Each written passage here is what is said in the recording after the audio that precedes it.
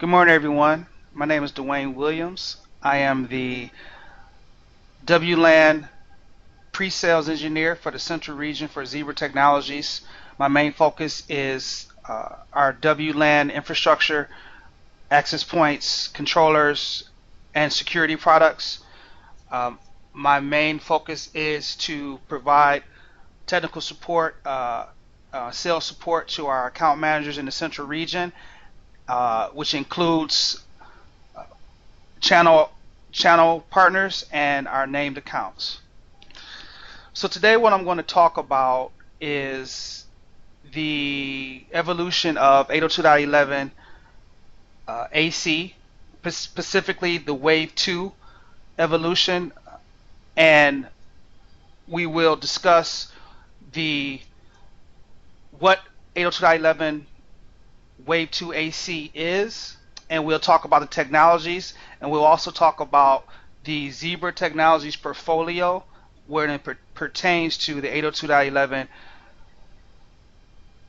Wave 2 AC solutions.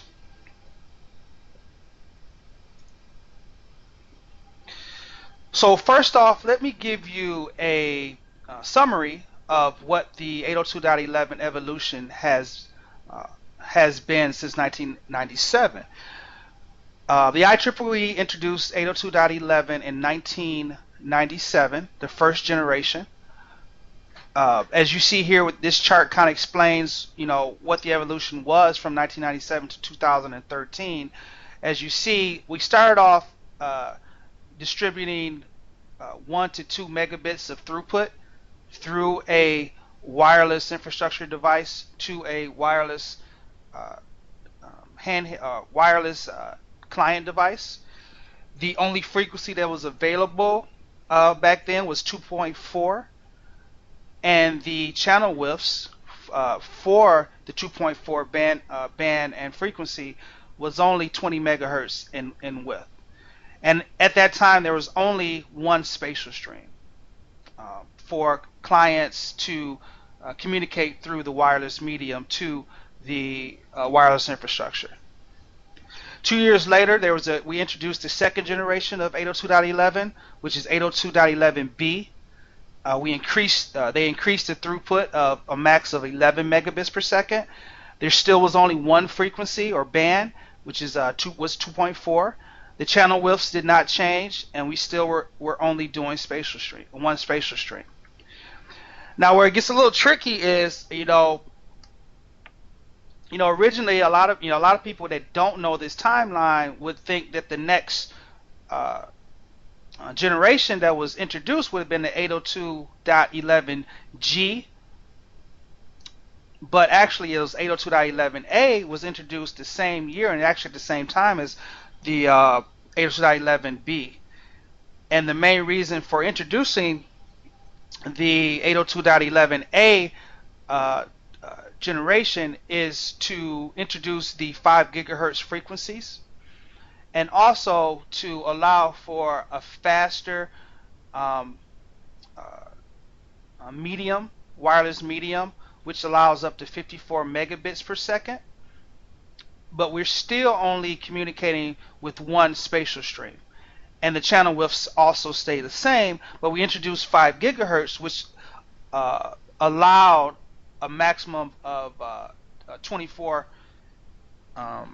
channels, as opposed to with 802.11b and the 2.4 frequency, there was only 3 usable channels: 1, 6, and 11. 4 years later, we introduced 802, or the IEEE introduced 802.11g. Still had a maximum of 54 megabits per second, but what it did allow is for you to achieve those same speeds within the 2.4 gigahertz frequency and band, right? 6 years later, in 2009, is where things really got exciting, right? They introduced the 802.11n generation, which has a maximum of 600 megabits per second throughput, and of course that's always based on the capabilities of your device and the capabilities of the infrastructure. But as you see, it varies from 150 megabits per second all the way up to 600 megabits per second. But there's a couple cool things about 802.11n is that it works with both frequencies or both bands, 2.4 and 5 gigahertz. We introduced the ability to have 40 megahertz channels within the 5 gigahertz band, and we also introduced the ability to have a maximum of 4 spatial streams. The third generation, the fifth generation in 2013, and what we're going to focus mostly on today is 802.11ac Wave 1 and Wave 2, which currently can give you a maximum, the Wave 1 can give you a maximum of 1.3 gigabits per second. And when the future of 802.11ac Wave 2, you're going to be able to have the maximum of 6.9 gigabits per second up to 8 spatial streams. Now that's going to happen in the future or in the near future. Currently, we're selling products that can get you a maximum of 2.5 gigabits per second based on what you're doing within your infrastructure and at the device level. And also, we introduced what 802.11ac introduces is the 80 megahertz width channels and the 160 megahertz width channels. Does that make sense to everyone out there? Great. So let's start off and talk about 802.11ac, right? So 802.11ac was introduced in 2 waves. And you ask yourself, why 2 waves? Well, the reason why they did 2 waves is that the capabilities in 802.11ac are numerous, and delivering them in waves allows the industry to take advantage of many of those capabilities without having to wait for all the capabilities to be available. So they introduced it as in Wave 1, so vendors like a Zebra Technologies can produce vendor products and produce access points and controllers that are able to handle that, while the chipsets are being created that can handle the Wave 1 release and gives the vendors time to develop the next set of devices that can handle the Wave 2 generation of access points. So as you see here, it's 5 gigahertz only, supports 80 to 160 megahertz channels. We'll get more in depth into that. 256 QAM data rates enables faster throughput. We'll talk about that. We also will focus on multi-user MIMO, and we will talk about the increase of spatial streams and antennas.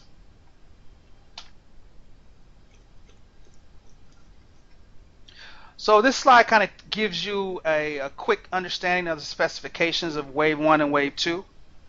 We've kind of already talked about it a little bit, but as you see, multi-user MIMO, MIMO stands for multi-input, multi-output, which was introduced with 802.11n. But with Wave 2 AC, you're going to have the ability to do multi-user MIMO, which means you can allow multiple users to simultaneously transmit through the wireless medium. So as you see, 802.11n was 2.4 and 5 gigahertz, like we talked about earlier. The modulation, we're going to talk about QAM in a minute, but as you see, with the 802.11n specification, the modulation was 64 QAM, right? Well, with AC, the new wave, the Wave 1 and Wave 2 has ability to do 256 QAM, which allows for more speed and capacity, which we will explain in a little bit more detail later on in the presentation. So here's an explanation of QAM itself. and forgive me for my pronunciation because I mess this up every time, but it's quadrature amplitude modulation, right? The main thing you need to know about QAM is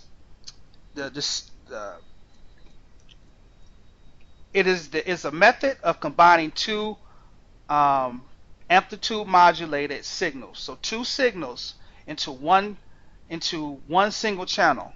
So by doing that, it doubles the effective bandwidth, which therefore allows for data to move faster throughout the medium, right? So we're going to talk about, if you've ever had any advanced like engineering classes or math courses, you've probably been familiar with the constellation map. So we'll kind of talk about that in another slide. But the main thing you need to know about QAM is the more signal combinations, the faster the data rates, which of course results in increased speed. So here are the QAM comparisons between the 64 QAM that the 802.11n specification had or has, and the 256 QAM specification with the 802.11 AC enhancement. So the main thing you need to know about this particular map is each one of those dots represent a bit, right? So if we go back to the definition here, as you see in the third point, remember, the more signal combinations, the faster data rates, right? So as you see, 256 signal combinations, right, is a significant jump from the 64 signal combinations that you receive with 802.11n.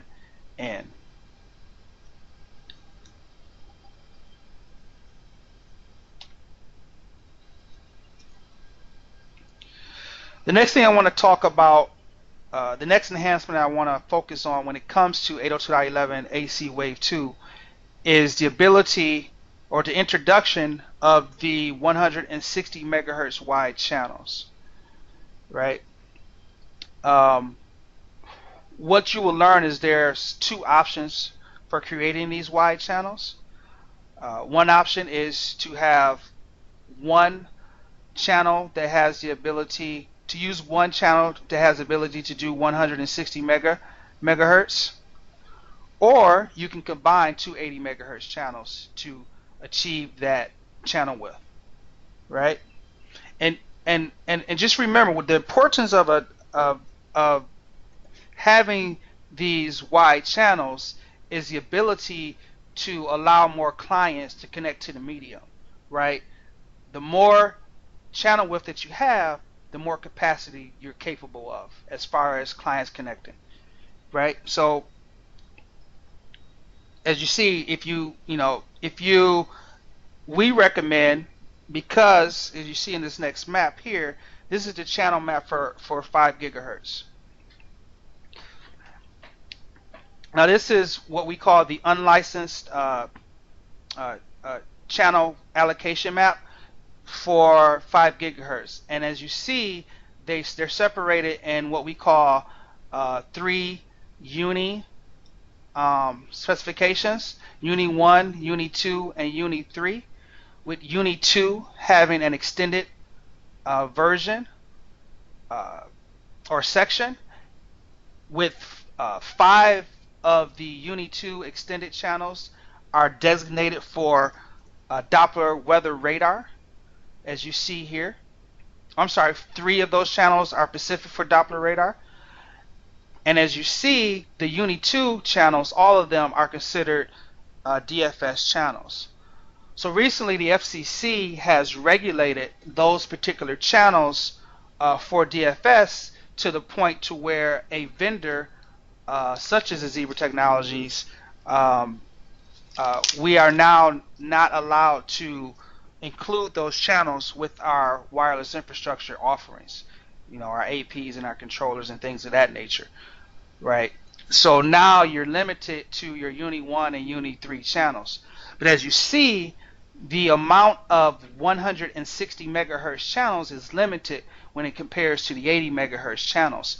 So the ability to combine two 80 megahertz channels to receive that 160 megahertz width that you would like to have for the extra capacity of 802.11ac wave 2, it's easier because you have more channels available for that, as opposed to using one channel for 160 megahertz.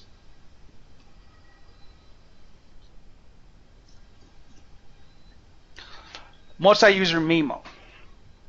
This was also introduced with the 802.11ac wave 2 offering. So again, multi-user, multiple input and multiple output was introduced in 802.11n, right? Well, with the introduction of multi-user MIMO, what you will have the ability to do once the client devices are available and all the infrastructure offerings have the capability, what you'll be able to do is have multiple devices communicate on the medium simultaneously, right? So in contrast, single user MIMO considers a single multi-antenna and transmitter communicating with a single multi-antenna receiver, as opposed to being able to have multiple antennas or multiple receivers communicate using all available spatial streams simultaneously. Here's a little comparison of single user MIMO versus multi-user MIMO. As you see, with single user MIMO, there's multiple streams of data must be sent or received between just one device at a time. So 802.11, or actually wireless, is what we call a half duplex technology. And what that means is the devices, they have to take turns in between transmissions for the device to communicate through the medium, right? Well, what the guys in the IEEE and all of the wireless experts, the main goal has always been to try to get wireless to get as close as, if not even, to the speeds and the capabilities of what you can do on the wire, right? 802.11ac wave 2, with the use of multi-user MIMO, is about as close, if not equal, to what you can do on the wire, as long as you have all the components in place to do it. And as you see, multiple streams of data can be sent or received by different devices, right? The thing about single user is it requires both the transmitting and receiving Wi-Fi radios to support the MIMO technology, which is the same for multi-user MIMO. The Wi-Fi device has to be able to support the multi-user MIMO, but if that particular device only uses one antenna, it's okay, because we can transmit multiple one stream or one antenna devices through simultaneously using the using the multi-stream technologies and using multi-user, multi-input, multi-output to be able to achieve this technology. So as you see here, this kind of illustrates what I've been talking about. All four spatial streams are being used. Each one of those devices there, single antenna or single stream device, can communicate on its own stream simultaneously through the access point, which allows for more speed and more capacity within your wireless infrastructure.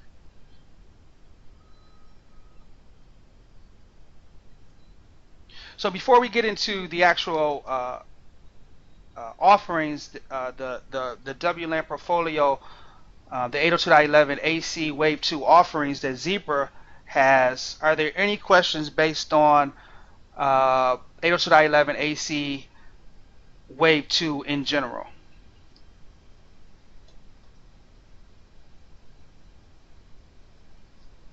Okay.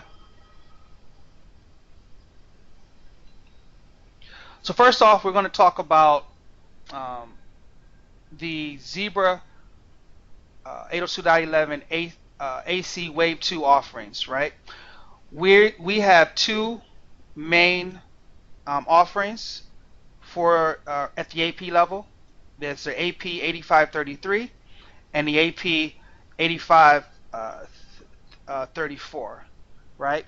And there's two um, um, um, specifications of the 8533. We'll talk about both of them.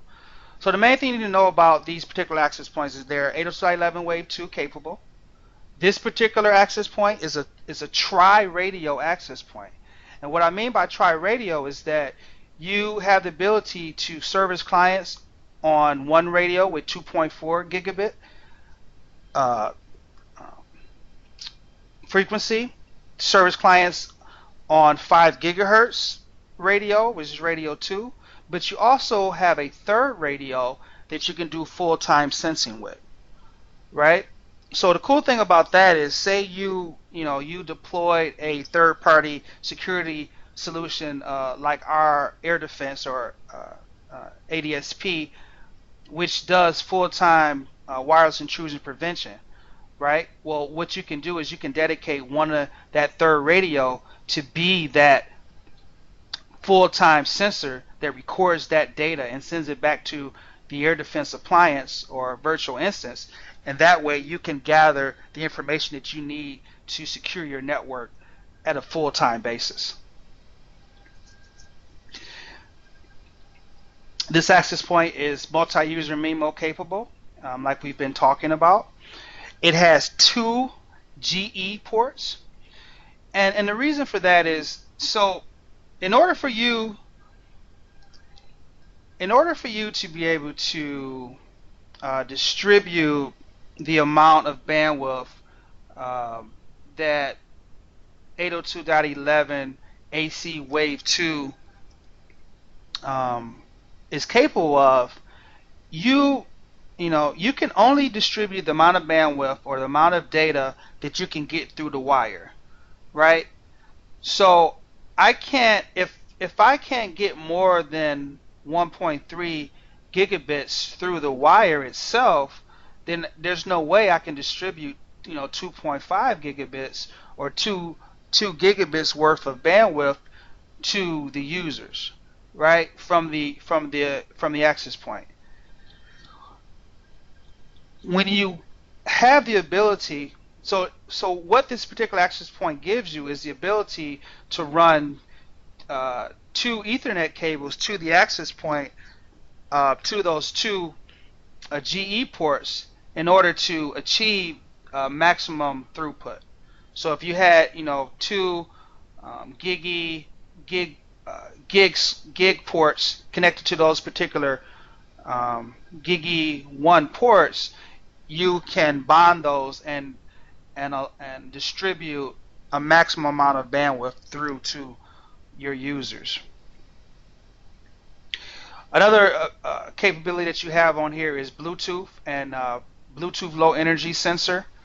So that allows you to be able to track and do full-time locationing with your Bluetooth devices out there in your environment. This access point comes in an internal and an external antenna model, and it has the capabilities of doing 4 by 4 by 4, which is 4 transmit and 4 receive antennas with 4 spatial streams on the 5 gigahertz, and it's 3 by 3 by 3 on 2.4. The AP8533P, the main difference between these two is that this particular access point it has the ability to do either 2 GE1 ports, or it also has one 2.5 gigabit port. So say you're running 10 gig switches in the closet, right? And you want to distribute that 2.5 gigabit of data throughput to the access point via one port without having to run a separate Ethernet port to that access point. This particular access point gives you that ability.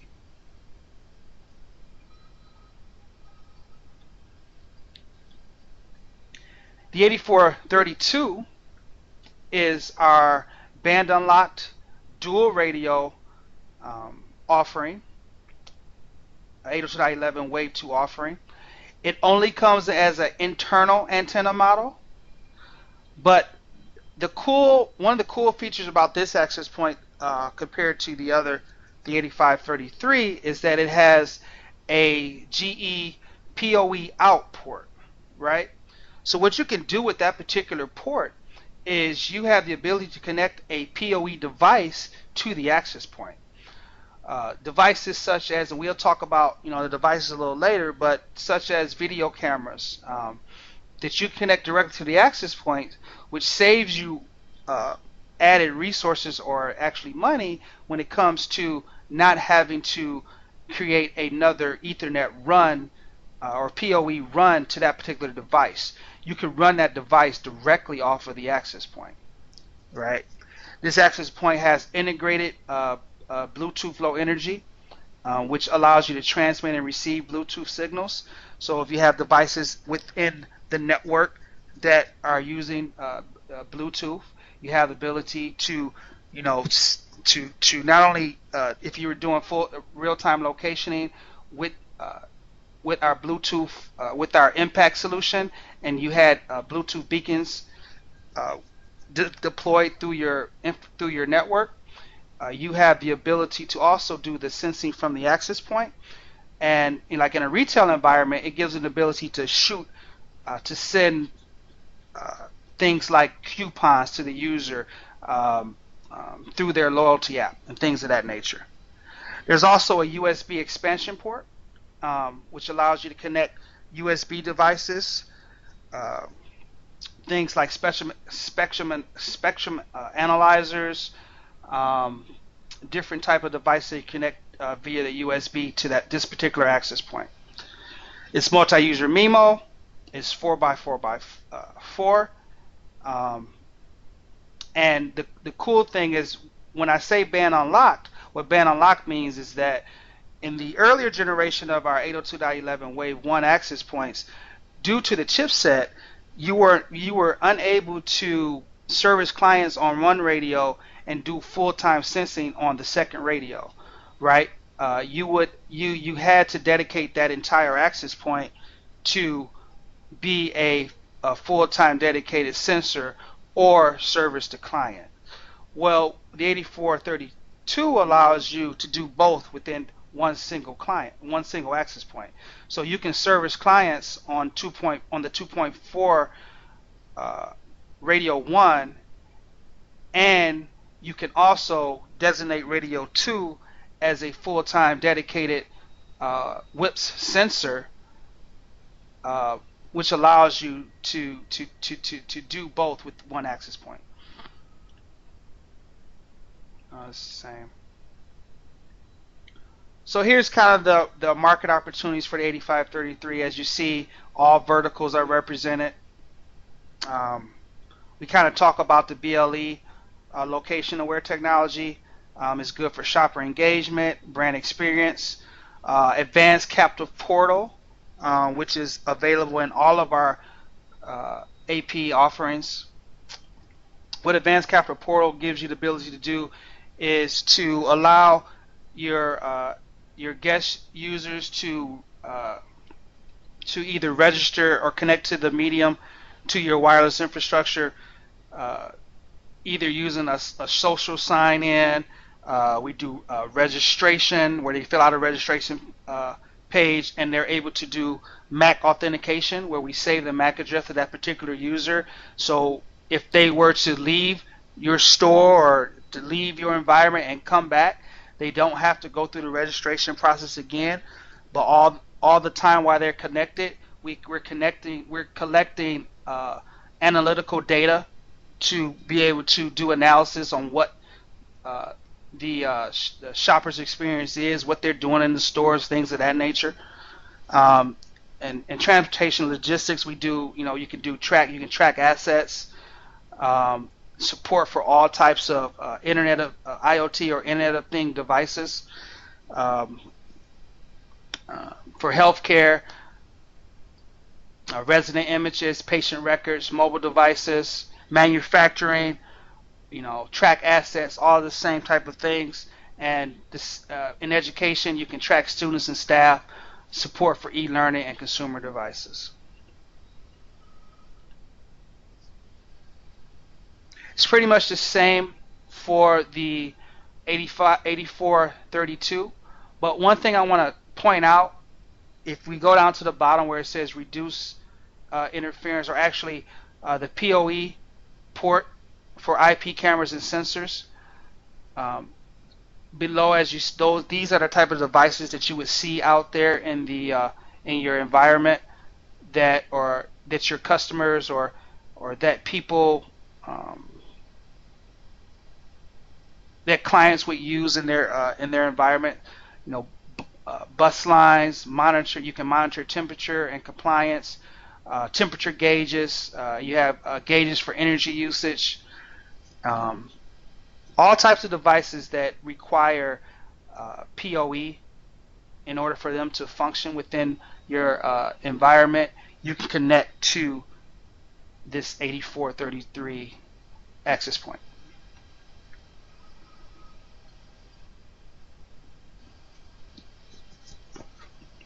So again, to kind of summarize 802.11 AC Wave 2 in our offerings, as you see, we unleashed the full power of Wave 2 with Wing5 distributed intelligence. And when we talk about distributed intelligence, the main thing to know is that we put the control where it belongs, at the AP.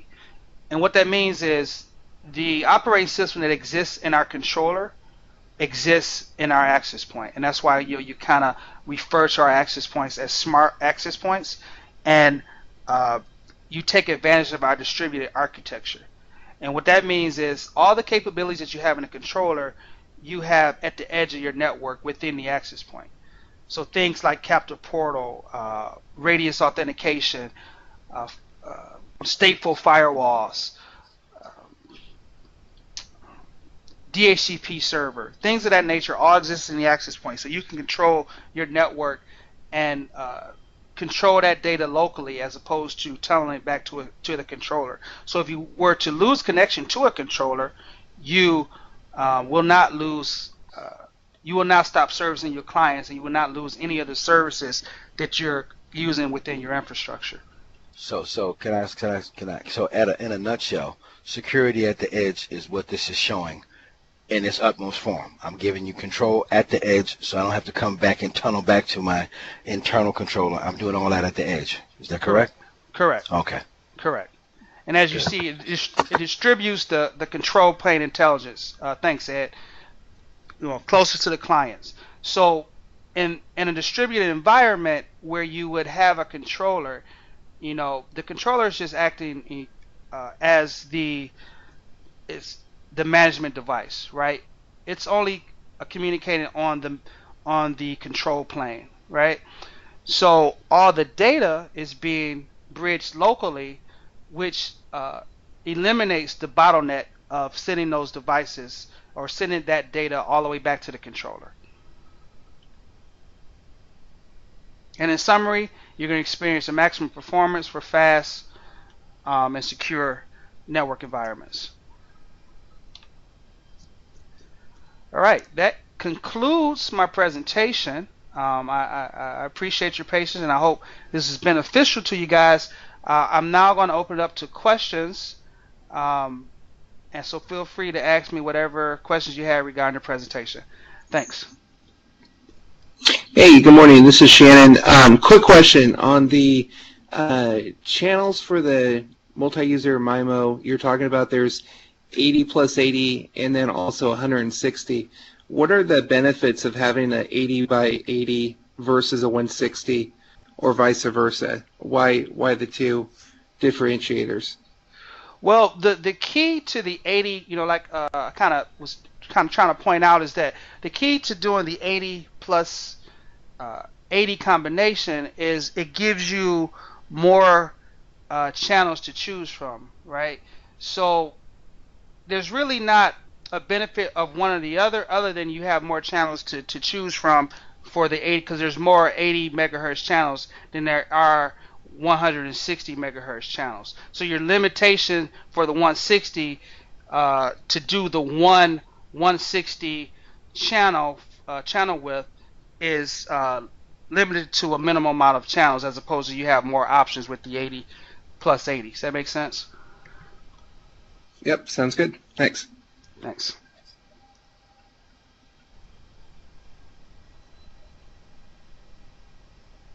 Any more questions out there? I know Ed. Ed, you had a question from earlier.